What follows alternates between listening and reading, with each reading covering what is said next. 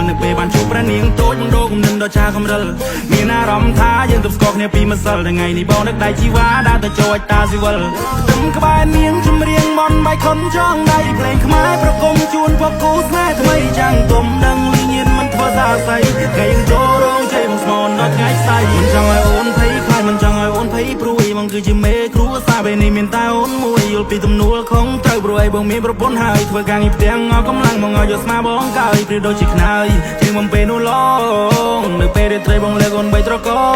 ងយកច្រេចពីនេះពីនោះប្រោប្រដង all night long ជុំជ្រៅពួកយើងគេងើពីព្រលឹមណាបងផង Yeah សន្យាថាអូនដូចកែវនេះត្រ